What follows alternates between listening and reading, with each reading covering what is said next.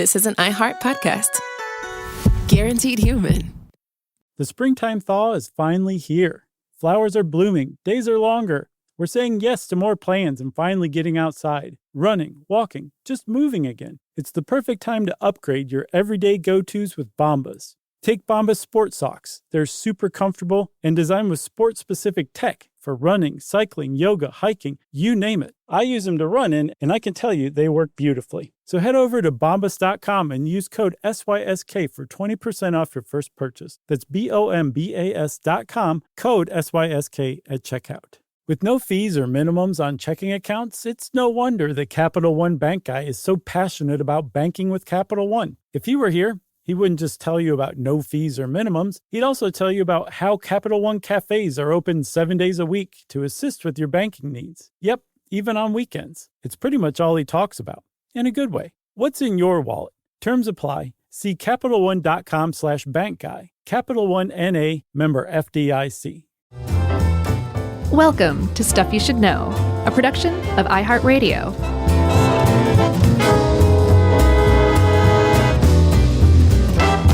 Hey, and welcome to the podcast. I'm Josh Clark, and there's Charles W. Chuck Bryant, and it's just the two of us, and that's okay because we are here, and we are ready to do this thing, and it's going to be good. And this is stuff you should know. That's right. Wading into political waters.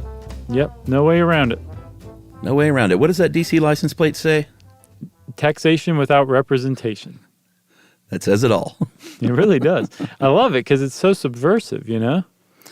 That's right. We're talking about DC statehood and why the District of Columbia is not a state when they have 700,000 roughly people living there, about 250,000 of which were born and raised there, and yet they don't get the benefits of statehood, which we'll talk about for reasons that are kind of terrible, not too relevant, I think. Yeah. So, if you aren't aware, if you live in D.C., you have some voting rights, but mostly you are very much limited or restricted as far as like what you're allowed to do to participate in democracy, at least compared to other states, right? And all of this is like because of a layer after layer after layer of rules and laws and regulations that basically prevent D.C. residents from voting or participating like other residents of other states. And so this idea that like, wait, this isn't right has been something that people have been talking about for a very long time. And yet we still can't reach this finish line to make D.C. the 51st state, which a lot of people, including most of the people who live in D.C., want. They want to become the 51st state. They want to be a state. They want to be treated like a state. And they just can't quite get it to the finish line. But it's possible, Chuck, that we're closer than ever, actually. Closer than ever, but still not too close, if you ask me. Well, we'll see. I think we'll see. Yeah, we'll see. So let's talk about how D.C. was even established and why all of this is like this hodgepodge of weird laws and rules and where it came from. Yeah, so we didn't have a capital as a country at first for about, I guess, from 1776 to 89. The Continental Congress met in different places. They met in Philly, of course. They met in Maryland some. They met in New York City some. They even met in New Jersey some, believe it or not. Yeah. And in 1787, in the Philadelphia Convention, they wrote the Constitution and said, you know, that's really kind of beefed up the federal government and said we need some place that's like clearly ours that we will meet, that is permanent. And it was written right there in the Constitution. Yeah. Article 1, Section 8, Clause 17. Yes. And exactly where they were going to put this new capital was a huge debate. Like everybody just presumed it would be someplace like New York or Philadelphia, where it was already, you know, the populations were very established and large, and where they'd already written the Constitution, and where a lot of the early founding fathers were from. But the southern states said, hey, man, we don't want the capital all the way up there in New York or in Pennsylvania. We need it somewhere that's a little closer to the middle of this country, this string of 13 colonies along the eastern seaboard. So they came up with what's called the Compromise of 1790, which said, okay, we'll place this capital further south toward you guys, but you have to say that the colonial debts and obligations that were accrued during the Revolutionary War, we get to move those over to the federal government's responsibility because we, these northern colonies, are swimming in debt and we just can't pay them off. So one of the first things we have to do when we establish this country is laden it with Revolutionary War debt. Right. And with the Residence Act, they said, we literally need land, like physical space. So Maryland, Virginia, pony up. You got to give up each a little bit to create this area. And I think they eventually, I know, they eventually got back Alexandria, Virginia in 1846. But initially that was a part of the tranche of land. And sort of I think from the very beginning, they weren't a state because of something that happened that kind of feels a little more contemporary of the past couple of recent years. The Pennsylvania Mutiny of 1783, when these veterans, hundreds of veterans, stormed Congress and said, this is what we want. They were angry. We want back pay. We want this and that. And the Pennsylvania Executive Council would not send the state militia to protect Congress. And they had to move to New Jersey temporarily. And so they were like, this is not good. We need to be able to be in charge of our own defense, really. Right. And so we need a federal land that is not a state, so we can have our own defense system, our own soldiers' defense system. They just saw that if it ever came down to a federal versus a state kind of situation again, that they couldn't rely on a state militia, so the capital couldn't be associated or affiliated with the state. It had to be a stateless capital that was its own territory. It made sense. It definitely did. And it was all because of that Pennsylvania Mutiny of 1783, because those war veterans were owed back pay and they were mad about it and were chasing Congress all over the country for it. So that's why D.C. was stateless to begin with, like that, so that the federal government could have its own jurisdiction over this area, over the capital. That's right. And in 1800, Congress set up there in Washington, D.C. And like I said, Alexandria is part of it first. Georgetown was and still is. And they were port towns, so there was a lot going on there. But for the first several decades, D.C. was pretty rural and didn't really start growing a lot. And we have some population breakdowns, but it was really post-Civil War is when the population boom happened there. I think in 1800, there was 8,000 people there. 1860, 70,000. 1880, 175,000. That's a big jump. Yeah, and these are people that work for the government, and these are also free people now that came up from the South, set up residence there. And so D.C. for many, many years had a majority black population, and kind of right away, the federal government was like, well, that won't do either. Yes. And so the reason that they were not okay with it was because, well, at first, so people in D.C. have been agitating for what's called home rule, which is just basically you're allowed to self-determine your own government. You can elect your own officials. They can pass laws. Other people can't, other people in the country can't tell you that your laws are invalid. It's just basically the right to sovereignty that any state holds, right? So people have been interested in that in D.C. since the outset. But as you said earlier, it was a really rural and small population for a while, so it didn't really matter as much because it affected so few people. But as the population grew, it became more and more of a pressing issue until they finally said, in I think 1867, you know what, you're totally right. Like we should let D.C. residents vote, and they passed an act that said everybody in D.C. can vote. And by saying everybody in D.C., or I should say every man in D.C. can vote, they were, for the first time in American history, enfranchising black men to vote. Like there had never been a law that allowed black men to vote in the history of the country to that point, and that was the first one that was ever passed. And so starting in 1867, for a full 3 long years, black men were allowed to vote in D.C. for things like federal government positions like the president and vice president.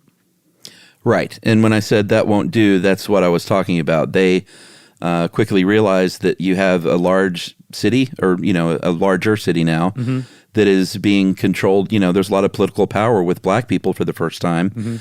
And this alarmed them. And so they said, all right, we're going to replace this with a federally appointed commission. Yeah. And they did that really quickly, and it was exactly for that reason. It was to re-disenfranchise black people. Yeah, there's a famous quote from a senator named John Tyler Morgan who was describing it years later why they repealed that law and appointed that federal commission to rule the city.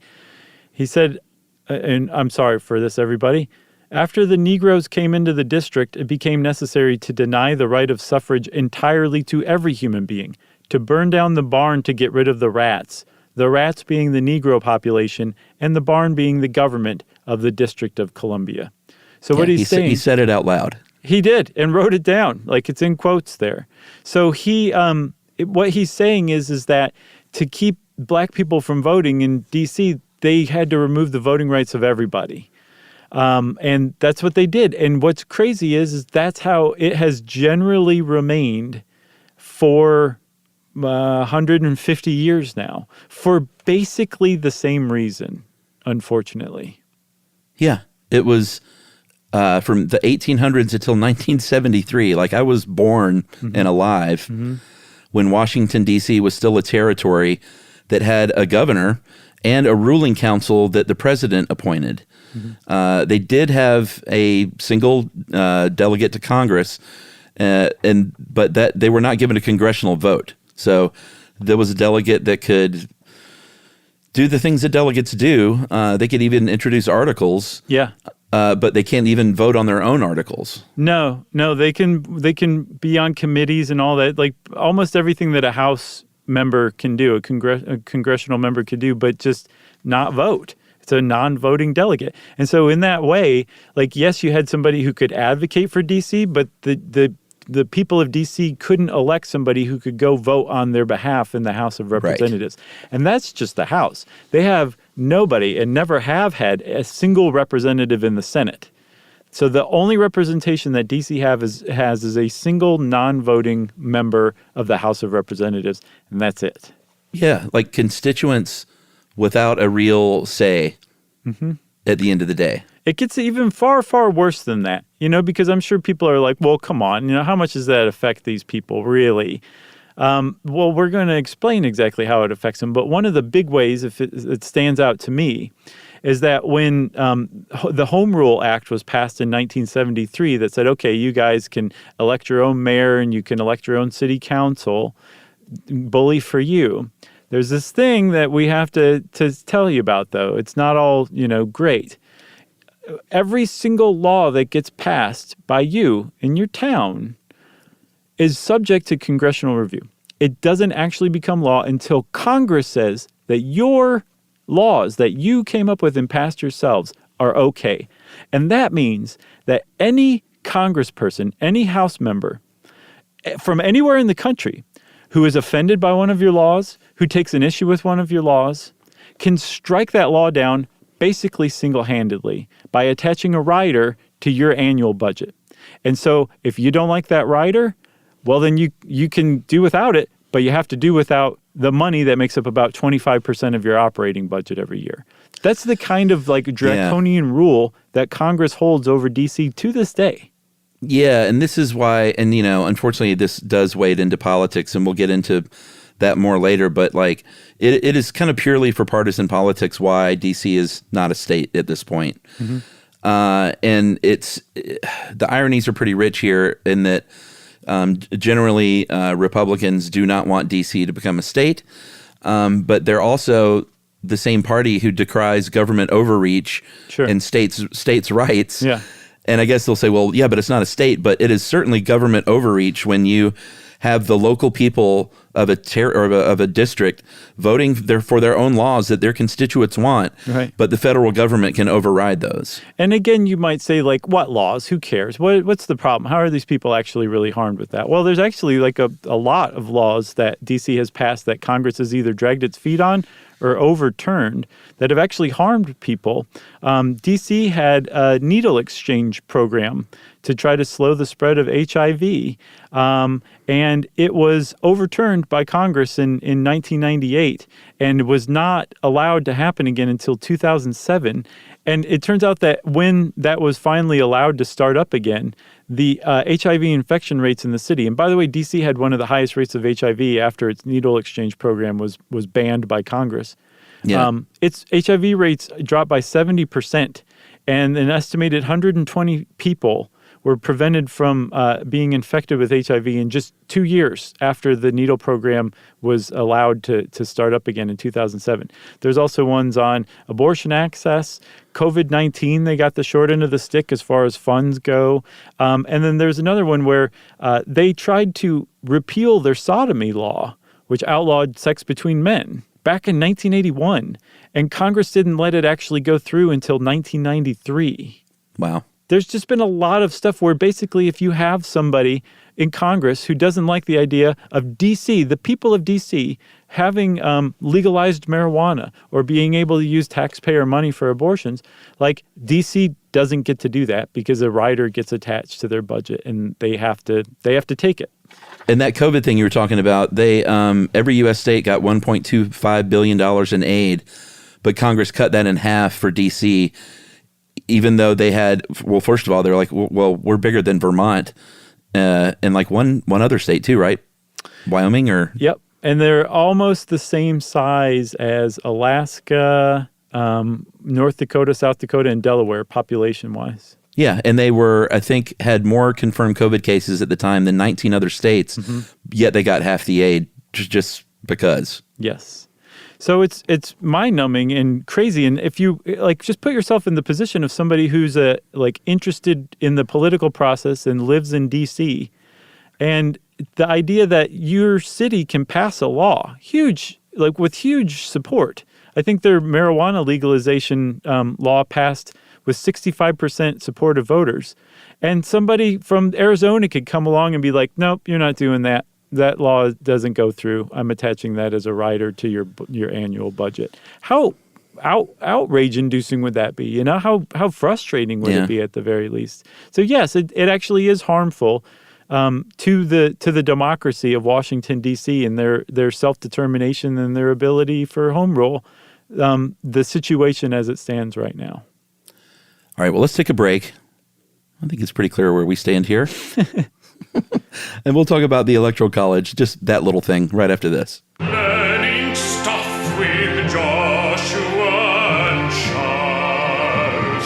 Stuff you should know.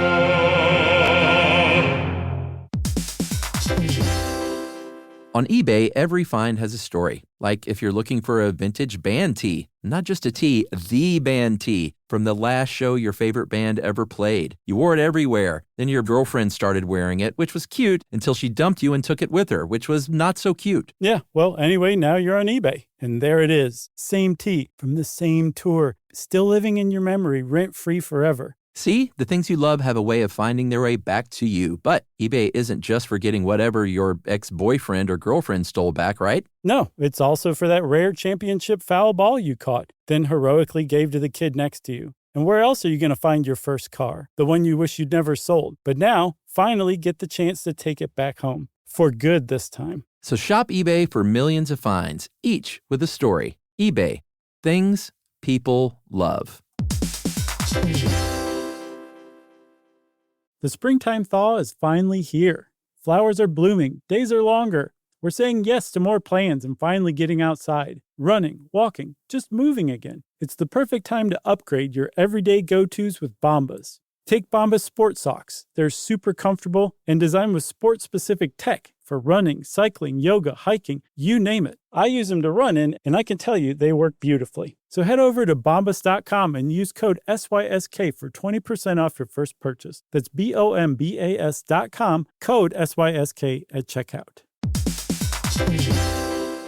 Hey, everybody, here's a fact for you. In the United States, there is a break-in every 26 seconds, and that means that somewhere right now, an intruder is getting closer. And the problem with most security systems is that they only alert you after the break-in has started, and that's too late. Well, that's what makes SimpliSafe different. They use alerts. SimpliSafe's US-based live agents, they identify threats on your property and help deter them before they actually break in. So the intruder never gets into your house. The crime is stopped before it even starts. That's right. And another great thing about SimpliSafe is they have no long-term contracts. They give you peace of mind and great value with their monitoring deterrence plans because they just start at about $1 a day. Yeah, SimpliSafe sent us a setup years back, and I still use mine every day. Yeah, and apparently setup, you can do it by yourself in under 30 minutes, so it's a really good value and it doesn't take long. So if you want to experience the SimpliSafe peace of mind, you can take advantage of the SimpliSafe discount offered to Stuff You Should Know listeners. Right now, you can get 50% off your new system by visiting simplisafe.com/stuff. That's half off at simplisafe.com/stuff. There's no safe like SimpliSafe.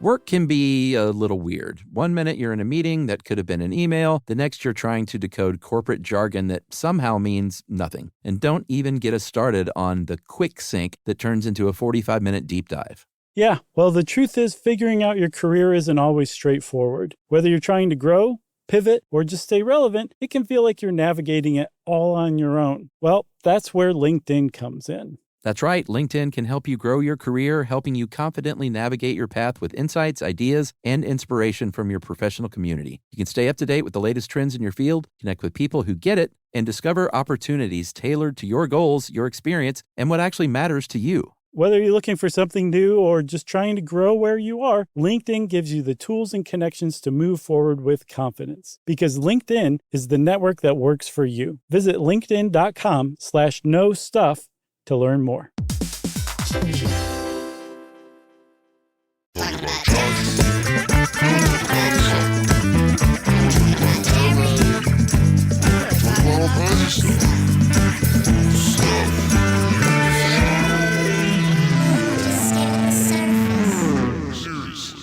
All right. So people have been allowed to vote in Washington, D.C. for elections, for presidential national elections for a long time now. In 1961, they ratified the 23rd Amendment to the Constitution that was specifically for D.C. electoral college votes in the presidential election. That was when they started to be able to vote for president, vote at all. That's right. So 60 years is how long the residents of D.C. have been able to vote. Yeah, I mean, when I said quite a while, I didn't mean on the beginning of time scale, just sort of. Gotcha. Oh, I didn't know if you were being facetious or not. No. I mean, for many decades now, but not. Yeah, it's. I guess in that context, it's an outrage for sure. And so that 23rd Amendment, that's the whole purpose of the 23rd Amendment, Yes. is to basically say, yes, D.C. can now vote in presidential elections and they can contribute electors. But they can never have more electors than the number of electors that the least populous state in the United States has. Like, doesn't matter how many people D.C. could swell to, well, it probably couldn't handle it, but Right. It could swell to the size of a 2 million population, and it doesn't matter. You get your 3 electors. Right. And it's always going to be 3 at the minimum because your number of electors are based on the representation you have in the House and the Senate. So every state has 2 senators and every state has at least 1 congressperson. And DC probably would always still have 1 congressperson anyway. That's how many Alaska has and Vermont and Delaware. Like it's just based on population. So they will probably always have 3 electors. And so those electors, ever since I believe the 1964 election, the first time DC ever contributed electors to the Electoral College, those electors almost invariably go 100% toward the Democratic candidate, right? Like DC is one of the first states that gets called on like those electoral maps during every presidential election. Right. And they go towards the Democrat. So if you made D.C. a state, that's not going to be a huge change. Like nothing's going to change. They're still going to have their 3 electoral votes, and they're probably going to go toward the Democratic candidate for president. They're only going to have one congressperson, and that one congressperson will probably be a Democrat, but it's kind of a drop in the bucket when you're talking about like 430 or 60. I can't remember however many are in the House right now. Mm-hmm. But when you talk about the Senate, Yeah, that's the key. now we get to the problem, the partisan political problem with why D.C. is not a state. Because D.C. is and has been for a very long time majority black as far as the population goes and as far as their voting base goes. Traditionally, black voters lean Democrat. That's as far as voting history goes. That's typically the case for the last several decades at least. Mm-hmm. And if you have 2 new senators that just did not exist before, the Senate would go from 100 senators to 102 senators, and those 2 senators were almost guaranteed to be Democratic senators. Mm-hmm. Well, imagine what 2 extra Democrat senators would do right now if you had 2 more Democrats in the Senate 2. than what we have. That's a funny number right now. Now we've reached the reason why D.C. is not being allowed to be a state and why it's a partisan political matter. Right. And here is where you're going to get into, to me, some very disingenuous arguments.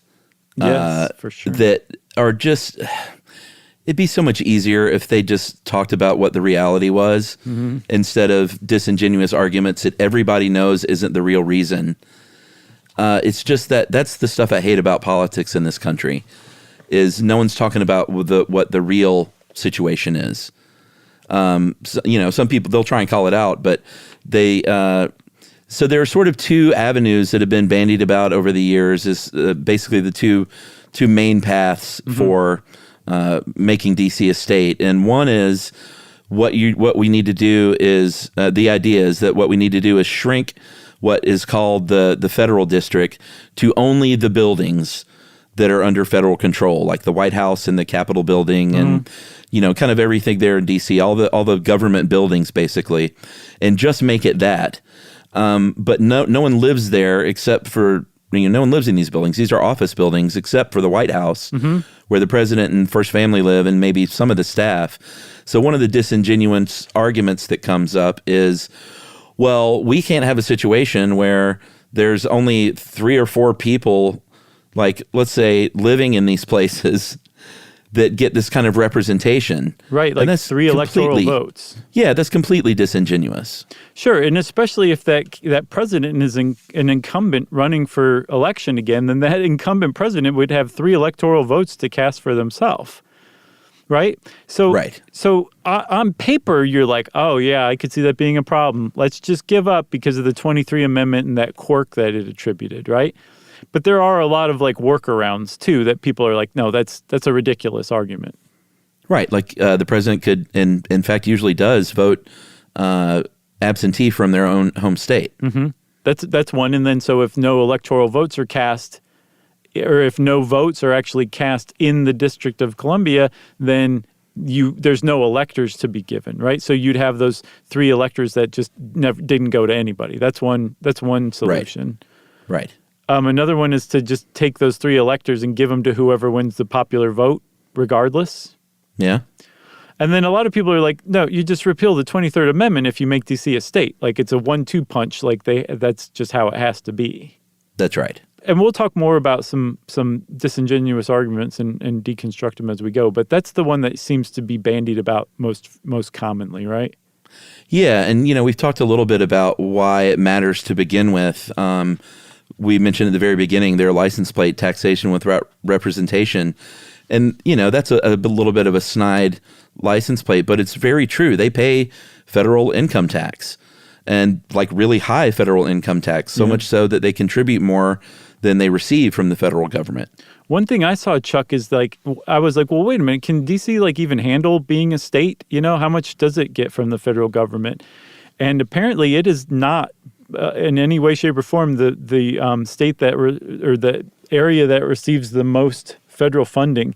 I guess that honor goes to Mississippi. 35% of Mississippi's state and local budget is made up of federal funds, 34% for Louisiana, New Mexico and South Dakota, 27%. DC's is 25%.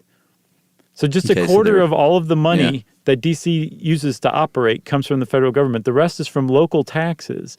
And DC apparently has a little flower in its bonnet in that it typically has a balanced budget every year too. Oh, really?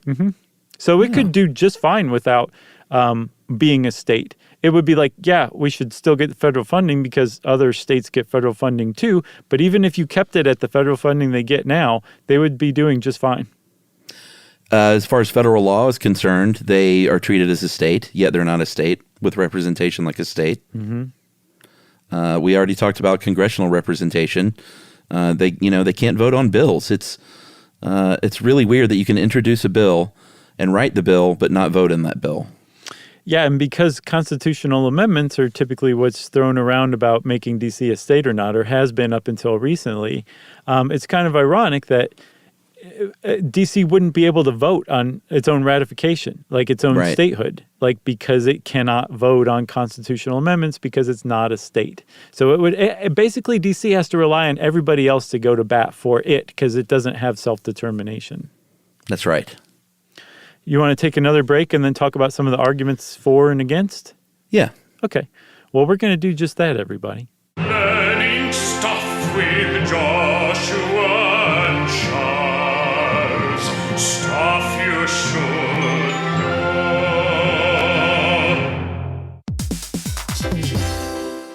On eBay, every find has a story. Like if you're looking for a vintage band tee, not just a tee, the band tee from the last show your favorite band ever played. You wore it everywhere. Then your girlfriend started wearing it, which was cute, until she dumped you and took it with her, which was not so cute. Yeah, well, anyway, now you're on eBay. And there it is. Same tee from the same tour. Still living in your memory, rent-free forever. See, the things you love have a way of finding their way back to you. But eBay isn't just for getting whatever your ex-boyfriend or girlfriend stole back, right? No, it's also for that rare championship foul ball you caught, then heroically gave to the kid next to you. And where else are you going to find your first car? The one you wish you'd never sold. But now, finally get the chance to take it back home. For good this time. So shop eBay for millions of finds, each with a story. eBay.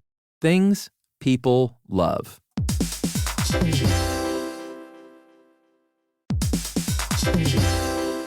Hey everybody, here's a fact for you. In the United States, there is a break-in every 26 seconds, and that means that somewhere right now, an intruder is getting closer. And the problem with most security systems is that they only alert you after the break-in has started, and that's too late. Well, that's what makes SimpliSafe different. They use alerts. SimpliSafe's US-based live agents, they identify threats on your property and help deter them before they actually break in. So the intruder never gets into your house. The crime is stopped before it even starts. That's right. And another great thing about SimpliSafe is they have no long-term contracts. They give you peace of mind and great value with their monitoring deterrence plans because they just start at about $1 a day. Yeah, SimpliSafe sent us a setup years back, and I still use mine every day. Yeah, and apparently setup, you can do it by yourself in under 30 minutes. So it's a really good value and it doesn't take long. So if you want to experience the SimpliSafe peace of mind, you can take advantage of the SimpliSafe discount offered to Stuff You Should Know listeners. Right now, you can get 50% off your new system by visiting simplisafe.com/stuff. That's half off at simplisafe.com/stuff. There's no safe like SimpliSafe.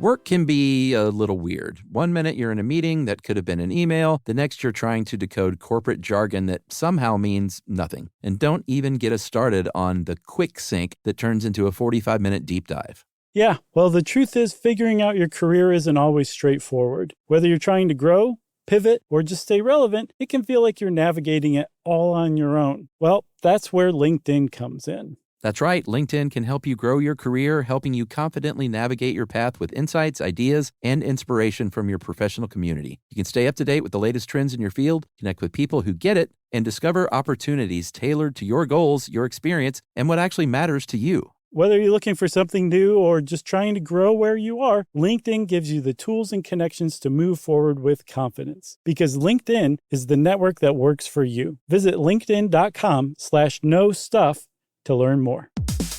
Hey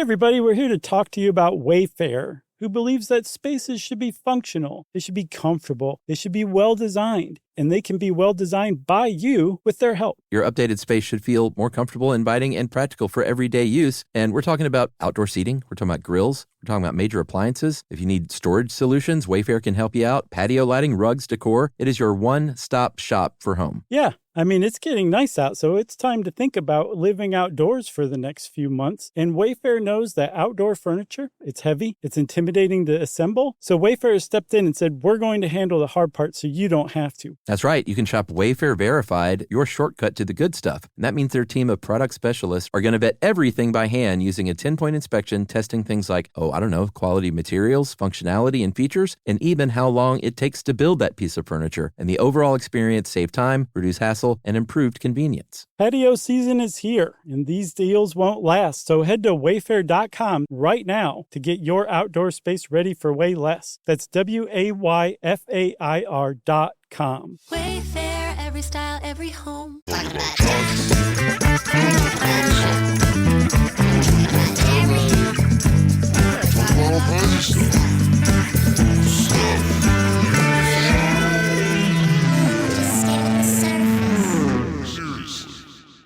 All right, so we've made our position clear that most of the arguments against statehood are, and these aren't our arguments. I mean, like I said, any honest person will tell you that it is a strictly partisan political issue. Yeah. It's because they don't want two more Democratic senators in there. They just don't, and that's their right to fight against that, I guess. Yeah. And they do, but it's disingenuous. And it's an antisocial sentiment. Like how somebody or some group of people are expected to vote has like nothing to do with whether they should have the right to vote or not. You can't just keep people from voting because you don't like the way they're going to vote.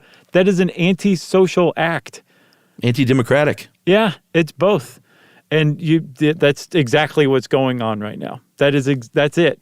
Boil it down. I mean, get mad at us just like you did at our gerrymandering episode or our voter suppression episode. It's still the case. That's just how it is right now. It's one of those political fictions that it's anything but that. That's right. One of the arguments is that it's unconstitutional to begin with. That's why you said that up until recently, most of the attempts to make D.C. a state have tried to come via constitutional amendments. And here's the thing, though, like there's nothing specifically prohibiting D.C. from becoming a state in the Constitution. No, you had mentioned that like some people are like, let's shrink D.C., the capital, down to just the federal buildings, basically, as Ed, who helped us out with this one, puts it, like tourist D.C., right? Yeah. And that everything else, commercial and residential D.C., that would become the state. And then that federal district would become the capital. And people are like, no, you can't do that. There's like a size requirement in the Constitution. You can't change something like that. And people are saying, well, actually, there is a size requirement. It's a maximum, not a minimum. It doesn't say how small it can be. It says how big it can be. It can't be more than 10 miles square. I think 10 square miles. Yes, 10 square miles. Yeah. So, yes, you totally could shrink it. So, just shot down that argument. But one more thing, Chuck, about that. One of the reasons why they have abandoned a constitutional amendment making D.C. a state is twofold. One, that's a huge hurdle to jump over. I think you have to have 2/3 of the state to ratify. Yeah. So first of all, you have to get it through both houses of Congress, which is an impossibility to begin with. And then you have to have 2/3 of the state, many of which are controlled by Republican legislatures, to ratify that amendment to make D.C. a state. So it's just too huge of an obstacle to surmount. But also, it's really disingenuous to require a constitutional amendment to make D.C. a state, because since the Constitution itself was ratified in 1788, not a single state that was admitted into the Union from that time was admitted through a constitutional amendment. There are no constitutional amendments that have admitted states. They've all come in through congressional decree instead. That's right. And well, we'll talk about that in just a second in more detail. But another one of the paths that has been bandied about a little bit is well, not past the statehood, but past to making it not a state and ensuring it never becomes a state, is saying, well, why don't we just make it part of Virginia or Maryland like it used to be, give it back to them. And nobody, you know who doesn't want that? D.C., Virginia, and Maryland. Yeah. None of them want it. Maryland doesn't want to assume those 700,000 people. Virginia doesn't want it. D.C. doesn't want to be a part of either one of those. Right. Like the only people that want that are frankly Republicans who don't want it to become a state. Yes, because it might add a few more electoral votes to Maryland or Virginia, but it would not add a single extra senator. You can't have more than 2 senators no matter what your population size. Again, the crux to the matter. Yeah. Another one is that the idea that the city can't take care of that federal property. And I don't think anybody who's a pro-statehood advocate says, oh, yeah, they can. That's just not true. But they say, well, we wouldn't be taking care of most of that property. It would be shrunk down to be the capital, so it'd still be the federal government's jurisdiction. And people say, well, there's other federal buildings outside of this little tourist area. What are you going to do about those? And D.C. says, do you know how many states and cities have federal buildings in them that the state and the city takes care of in conjunction with the federal government and with funding from the federal government? Yeah, not a disingenuous. problem. Totally not a problem. I think disingenuity, is that a word? It is now, buddy. Is one of my least favorite things to witness. It is. Because it's just dishonest. It's just a bunch of garbage, like acting a certain, like, just call it what it is. It's so frustrating. It's almost disingenuous. So you mentioned earlier that no other state needed a constitutional amendment to become a state. The Tennessee model is sort of where D.C. has tried to go more recently. The Tennessee plan in 1796, when Tennessee wasn't a state yet. And they said, you know what? We're tired of waiting around for Congress to do anything about it. So we're going to hold our own referendum. We're going to vote to become a state. And we passed it. And then we're going to write and approve our own state constitution and how we're going to administer that. And kind of, this is how we would do things. And they did that. And then Congress is sort of like everyone's sort of sitting there, twiddling their thumbs, staring at Congress like we're all ready to go. Just unlock the door and we could become a state. And it worked. And it also worked in Michigan, Iowa, California, Oregon, Kansas, and Alaska. And so D.C. recently, I think about 5 years ago, said, maybe let's try this Tennessee plan. Forget constitutional amendments. Let's just have a referendum. And it passed by 85%. And they said, great, let's draft a constitution. And they did that. And it was approved. And they said the mayor's going to become the governor. City council will become the legislature. And here we go, Congress. Let's get this done. We're ready to roll. Yeah. And so this was in 2016 that referendum passed and they started to adopt the Tennessee plan. And what sucks, Chuck, is that means that they were distracted by that idea that they had to become a state through constitutional amendment for decades. Yeah. Like if they'd taken up this Tennessee plan decades ago, who knows where they would be now? They might be a state by now. It's really sad to think like that work, that boondoggle work that they needed for a couple of 100+ years. Yeah, basically. So that's why I'm like, I don't know. We might actually see, it's possible we could see D.C. a state because this referendum and the plan that they followed, where they basically made themselves an instant state, like just add Congress kind of thing. It came in just the last 5 years. So for the first time ever, in the history of the District of Columbia, a bill passed that says D.C. is a state. Please go ahead and pass this bill, Senate. It passed the House. Everything else has been like, we're the House of Representatives, and we think D.C. should be a state. It's just a resolution in support of D.C. being a state. It's not an actual law. This is an actual law that passed the House of Representatives. Of course, it died in the Senate because it was while Mitch McConnell was majority leader, and he didn't even let it come up for a vote. I can't believe it even made it onto his desk before catching fire. But the fact is that it did pass the House at least once, and that is brand new. That is definitely new. Yeah, in 2020, it's amazing, and it's amazing that we have a situation in our modern day government where one person can say, "No, we're not going to vote on this." The two-party system does not work. It's broken. It doesn't work. Yeah, it was reintroduced in 2021, just this year, passed the House again. Well, sadly, in this case, it's probably not going to happen because Democrats can't agree on anything. Yes, this within is the their own party. terrible irony of the whole thing, isn't it? Yes, it really is. You mentioned 2 people earlier. Probably would be those same 2 people That's to what keep I this saw. from happening. Yeah, the only other question mark is Mark Kelly. No, Angus King from Maine. Oh, really? And he may be retired now. But yes, from what I saw, it would come down to Kristen Sinema and Joe Manchin. And both have not supported previous like DC statehood stuff before. Other people who have didn't actually co-sponsor that bill in the Senate have supported other stuff. So they would be expected to vote yes. So it could come down to 2 people, again, both of whom Democrats, that would keep DC from becoming a state now. It's pretty interesting stuff. What would I've heard different names bandied about over the years if it did become a state. Mm-hmm. I knew that New Columbia was what they were going to call it for a long time, but then in more recent years, Christopher Columbus has become less favorable in the eyes of history. Right. So they're saying maybe New Columbia is not the right name after all. No, and I didn't know this, but they plan as part of that referendum draft constitution that was passed.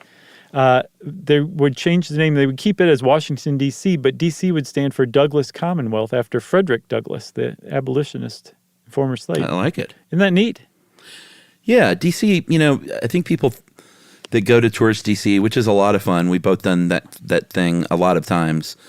It is that, but DC is a rich city with a rich history in and of itself, a rich history of music and culture and Black culture and great food. And like there's a lot to DC besides the mall area. Oh, yeah.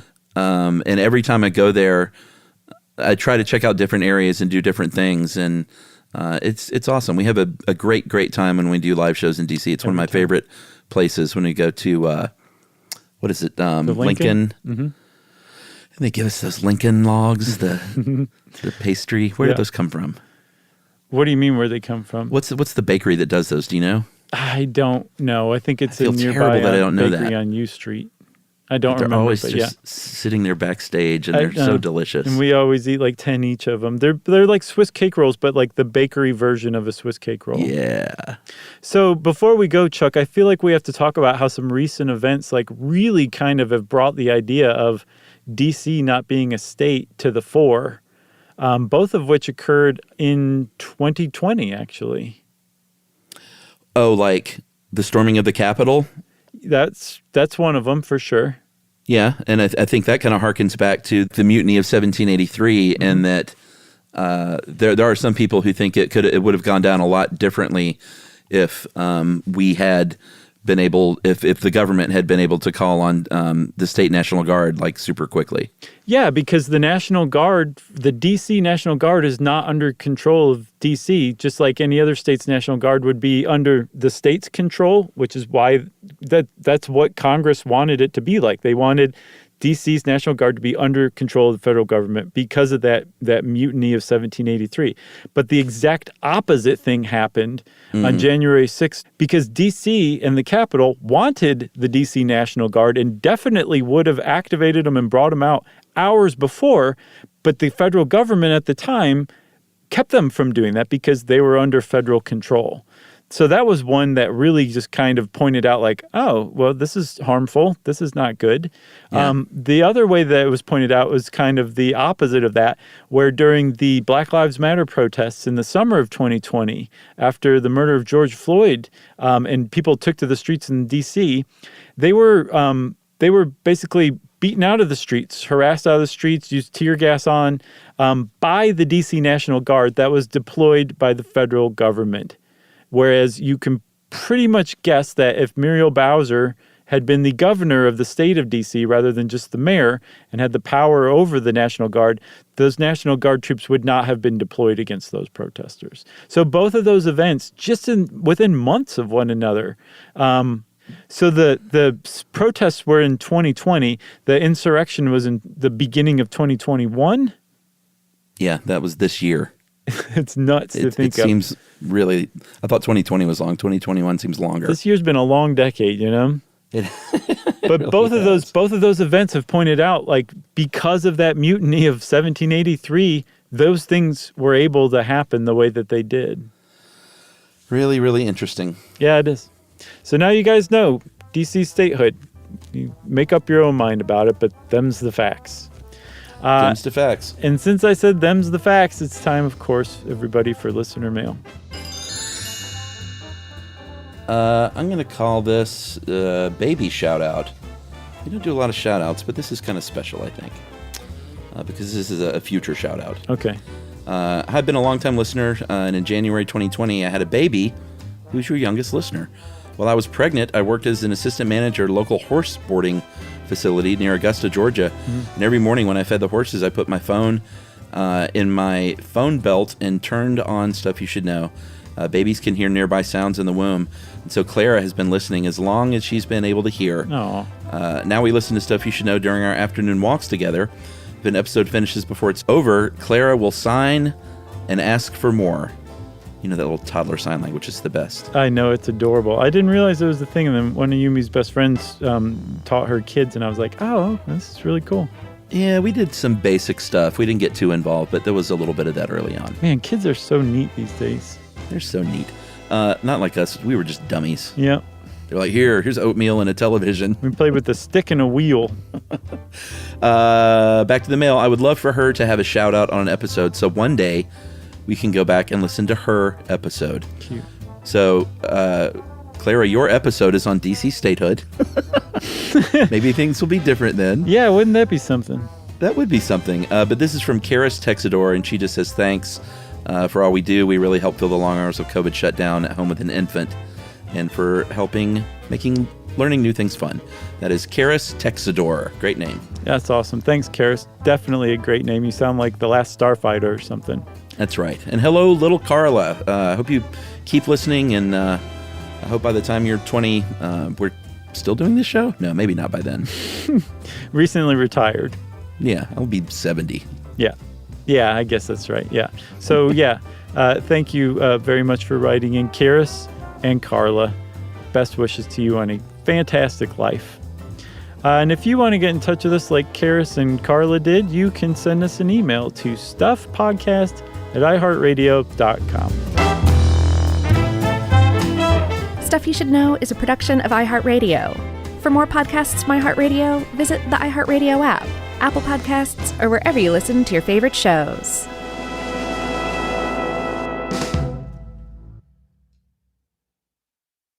The next time you end up with something on your shirt, don't turn to your usual detergent. Check out Tide Evo. Tide Evo represents over 10 years of innovation in product development. It's a revolutionary 100% concentrated waterless laundry tile made of compressed microfiber soap layers rather than liquid or powder. It's not pods and it's not sheets. It uses 6 layers of detergent fibers to deliver superior cold water cleaning without plastic packaging. It's mess-free, lightweight, and dissolves quickly. Try new Tide Evo. Real laundry magic. Hey, quick question for the parents listening right now. When's the last time your kid asked for something and you actually felt good saying yes? Because lately, a lot of families have been hearing the same thing. Can I have Lingo Kids, please? And here's the thing. Lingo Kids is the #1 entertainment platform for young kids with more than 4,000 interactive games, songs, and shows. Astronauts, wild animals, superheroes, dinosaurs. It's literally everything kids love all in one place. So when they ask for it, you can actually feel good saying yes. Download Lingo Kids for free and start exploring today, or unlock even more amazing content with Lingo Kids Plus. And if you go with the yearly plan, you can save up to 60%. Just search Lingo Kids in the App Store or Google Play. Lingo Kids, everything kids love. You know, you could be adored by everyone and still completely ignored by your cat. Trust me, I know. But if you feed your cat Sheba, you can go from being ignored to truly adored in 12 days guaranteed or your money back. Sheba has a full menu of products, appetizers, entrees, treats, even a kitten's menu. It's so cute, so Sheba has a product for even the pickiest eater. Like Sheba Puree, it's made with bone broth, their chef-inspired flavors. It's got a smooth and creamy texture that cats love and contains no corn, wheat, soy, or artificial flavors. It's food that your cat's gonna love. To learn more, check out Sheba.com. That's SHEBA.com. Introducing the all-new Mazda CX-5, featuring more connection. Hey Google, where's the nearest Pilates class? Safety that has your back. More discovery on the scenic routes. More passion in the details. And more control in changing weather. The all-new Mazda CX-5. More to move every side of you. See it in 5 films at MazdaUSA.com/5sides. Google is a trademark of Google LLC. Sequences shortened and simulated. This is an iHeart podcast. Guaranteed Human.